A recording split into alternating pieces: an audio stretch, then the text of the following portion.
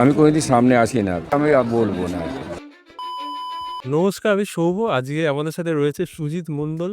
এতদিন যাকে আমরা ছবির ডিরেক্টর হিসেবে দেখেছি, এবার আজকে বইয়ের লেখক হিসেবে কেমন লাগছে? একদম অসাধারণ।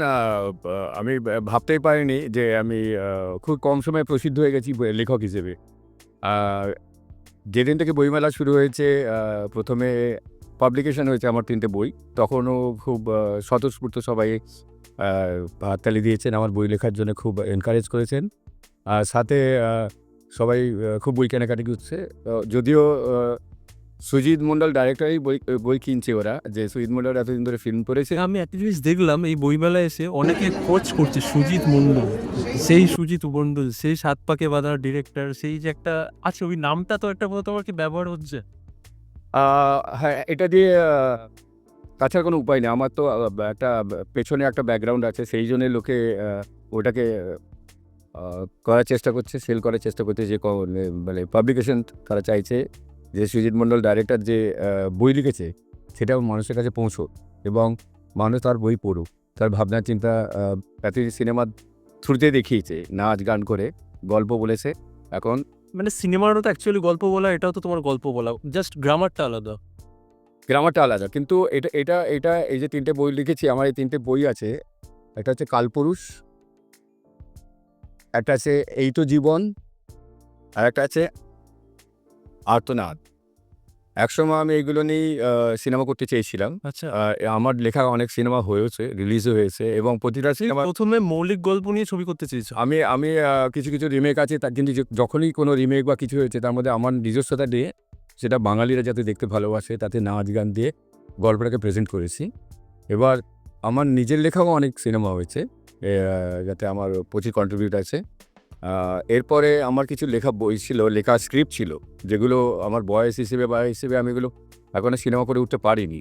তাই জন্য আমাকে কিছু লোক, যারা এই গল্পগুলো জানে, ফিল্ম ইন্ডাস্ট্রির কিছু লোক এবং আমার পরিবারের কিছু লোক, তারা বলে যেগুলো বই বের করে না। আচ্ছা, আগামী দিনে হতে পারে এই বইগুলো নিয়ে অন্য কেউ সিনেমা করবে বা এগুলো প্রকাশ হওয়া দরকার, একটা আর্কিভ হওয়া দরকার পড়াতে। তো আমার ১২টা লেখা রেডি আছে, গল্প বই। আমি লিখেছি ১ বছর ১.৫ বছর ধরে, যেগুলো আমার কাছে স্ক্রিপ্ট ছিল সেগুলো আমি গল্প বই লিখেছি। এগুলো এখন প্রকাশ হয়েছে ৩টে, যেটা দেখলাম। এইভাবে এবছর আরও ৪-৫টা প্রকাশ হবে। আচ্ছা, আমার একটা জিনিস জানার আছে, কি ৩টে তুমি বই লিখেছো, আর্তনাদ, এই তো জীবন, আর একটা হচ্ছে কি কালপুরুষ। এই গল্পগুলো তুমি মানে গল্পগুলোর বীজগুলো যদি তুমি ছোট করে বলো যে কিভাবে পেলে? এগুলো হচ্ছে কালপুরুষ হচ্ছে মানুষের অভ্যন্তরীণ একটা মানুষ আছে। যেমন আমরা মানুষ একরকম দেখতে, একরকম মেলামেশা করি। হঠাৎ একদিন কোনো একটা ঘটনাচক্রে আমরা শয়তান হয়ে যাই। ঝগড়া করি, মারপিট করি, গালাগাল দিই। তো মানুষের অভ্যন্তরীণ মানুষকে নিয়ে গল্প। এবার আমরা চেষ্টা করব সেই মানুষটা, যেটা অভ্যন্তরীণ মানুষটা যাদের মধ্যে শয়তান বিরাজ করছে, কীভাবে সেইটা শয়তানকে নিচু করে আবার ভালো মানুষ হয়। কিছু ভালো মানুষ শয়তান হয়ে যাচ্ছে, কিছু শয়তান ভালো হয়ে যাচ্ছে, সেই নিয়ে পুরো গল্প। এতে পুরো গীতার শ্লোক থেকে আরম্ভ করে সব কিছু আছে। মানুষ কীভাবে নিজেকে পরিবর্তন করে সাধারণ মানুষ হতে পারে, সবার সঙ্গে মেলামেশা করতে পারে, সবার মধ্যে থাকতে পারে এবং সবার জন্যে কাজ করতে পারে, গরিবদের জন্য কাজ করতে পারে, সেই হচ্ছে এটা হচ্ছে কাল্পনিক। আচ্ছা, আর বাদ বাকি দুটো? আর এই তো জীবন হচ্ছে সিনিয়র সিটিজেনরা। এটা কি গানটা ইনফ্লুয়েন্স করেছিল যে কিশোর কুমার এই তো জীবন? হ্যাঁ, হ্যাঁ, ওটাও হতে পারে। তুমি তো জীবনটাও বাঁচো বোধহয় ওই রকমই, যে এই তো জীবন, মানে এরকম এক্সাক্টলি তাই। আমাদের কি হয়েছে, সিনিয়র সিটিজেনরা যারা ছোটোবেলাতে অনেক কিছু শিখে এসেছে, তারা সংসারের চাপে করে সেগুলো এক্সপ্লয়েট করতে পারে না। যেমন মহিলারা নাচ গান শিখে বিয়ে করে, কিন্তু নাচ গান এক্সপ্লয়েট করতে পারে না, কবিতা আবৃত্তি করে এক্সপ্লয়েট করতে পারে না। তো জীবনের একটা সময় এসে তারা অনেক নির্যাতিত হয় তার পরিবারের জন্যে, তার ছেলে, বৌমা মানে যেটা স্যাক্রিফাইস আমরা যেটা। করে। কিন্তু তারা তখন বুঝতে পারে যে এইখান থেকে আমাদের জীবন স্টপ করা উচিত, আমরা নিজেদের জন্য বাঁচব। এই তো জীবনই, যাক না যেদিকে চলে যায় মন, এটা ট্যাগলাইন। তখন তারা ঘুরে দাঁড়ায় এবং সমাজে ঘুরে দাঁড়ায় এবং এই ৬০-৭০ বছর বয়সে অনেক এমন এমন স্টেপ নেয়, যেটা ইয়াংস্টার ছেলেরা স্টেপ নেয়, সেইভাবে নিজের জীবন করে আবার নতুন করে বাঁচে। আর আরেকটা লাস্ট তুমি যেটা বলো। আর্তনাদ হচ্ছে স্ক্রিম, চিৎকার। আজকাল বর্তমান সমাজে ছেলেদের যেভাবে ট্র্যাপ করে, তাদের পলিটিক্যাল ট্র্যাপ করে, তাদের ক্রিমিনাল তৈরি করা হচ্ছে। তার মধ্যে একটা ছেলে, আচ্ছা, তাই সে ক্রিমিনাল হয়ে যায় পলিটিক্যাল ট্র্যাপে। সে চেষ্টা করে যে আমি ক্রিমিনাল জীবনটাকে নষ্ট করে আমি সাধারণভাবে বাঁচবো, তার জন্য আরও বড় ক্রিমিনাল হয়ে যায়। তো এই যে মানে এই ৩ টে গল্প যে তুমি বেছেছো আর্তনাদ, এই যে নামকরণটা তুমি ধরো যখন ছবি করতে নামকরণ তো তোমার একটা ভাবনা ছিল। এই ছবিগুলো মানে এই লেখাগুলোর নামকরণের পেছনে তোমার কি ভাবনা চিন্তা ছিল? সেম আর্তনাদ একটা স্ক্রিম নিয়ে গল্প, চিৎকার করে মানুষের ইন্টারনাল যে স্ক্রিম থাকে, প্রোটেস্ট করে যেটা, সেটা নিয়ে গল্প। কালপুরুষটা পুরো কালপুরুষ হচ্ছে গ্রুপ অফ স্টার, যেটা 24 আওয়ার্স আমরা আকাশে দেখতে পাই। এটা সবসময় সারা মানে বছরই থাকে এটা আকাশে। এই তারা দেখে যখন মানুষ সমুদ্রে কিংবা মরুভূমিতে হারিয়ে যায়, তখন এই তারা দেখে জিজ্ঞেস করে নিজের বাড়ি ফেরে।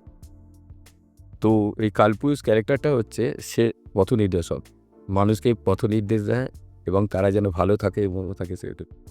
যে তুমি তো ছবি বানিয়েছো, বাট কখনো মনে হয় না যে এগুলো নিয়ে একটি ছবি করি?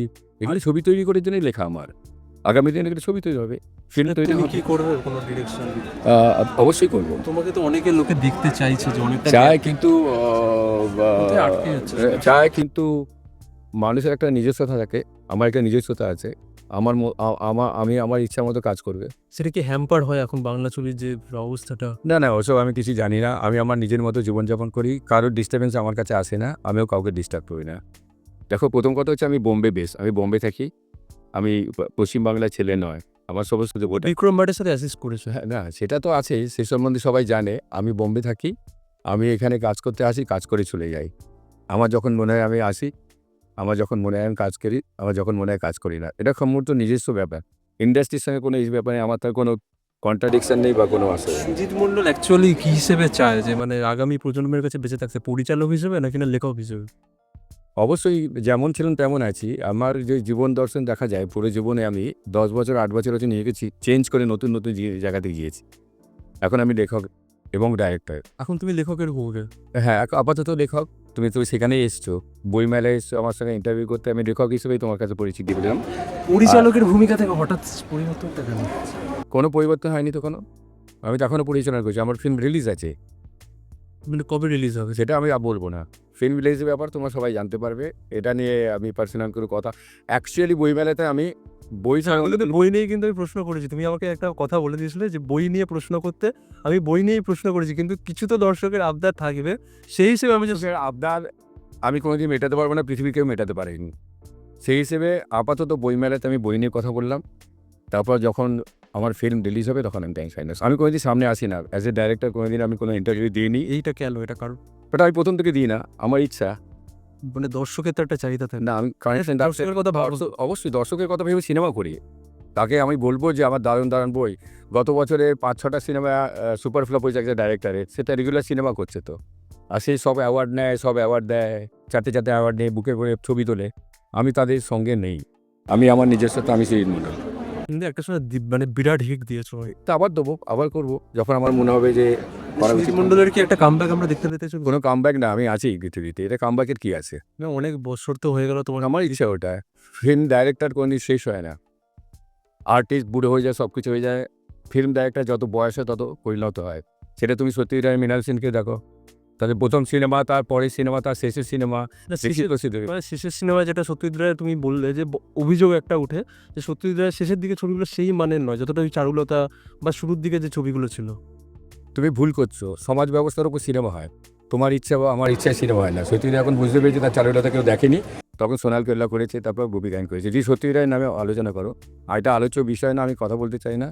কি রেগে যাচ্ছ এই প্রশ্ন? না, রেগে যাচ্ছি না, তোমার প্রশ্ন ভুল। ওটা কোনো মানুষের সম্বন্ধে আমাদের বলার কোনো অধিকার নেই। না, আমি কোনো ব্যক্তিগত কোনো আক্রমণ করছি না। আমি বাট অ্যাকচুয়ালি সুজিত মণ্ডলের সাথে পরিচয় তো সিনেমার সূত্রে। আমি এই আমার যারা ইন্টারভিউটা দর্শক যখন আছে, আপলোড করব, শোনো আমার যদি তখন দর্শক comment আছে, প্রশ্ন শোনো তুমি যে তোমার কথা মতোই বলছে, আমার যদি দর্শক আছে, আমি যদি আবার সিনেমা করি, দেখবে না হলে দেখবে না।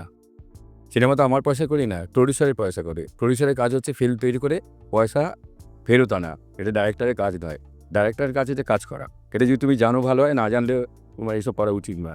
না, আমি তো জানি যে তুমি জানো তো ছিল, আমাকে কেন জিজ্ঞাসা করছো? আমার সিনেমা আমি যেটা করতে চাই, যদি কোনো প্রডিউসার এসে সামনে এসে দাঁড়ায় করবো বলে, তবেই করবো আমি। সম্পূর্ণ আমার তো নিজস্ব তোমার অধিকার, পৃথিবী থেকে এখন কি রিমেক করবে না নিজস্ব গল্প নিয়ে বই? তোমার সঙ্গে আর কথাই বলতে চাই না, বই সম্বন্ধে কথা হয়ে গেছে। আচ্ছা, হ্যাঁ, থ্যাংক ইউ ভেরি মাচ।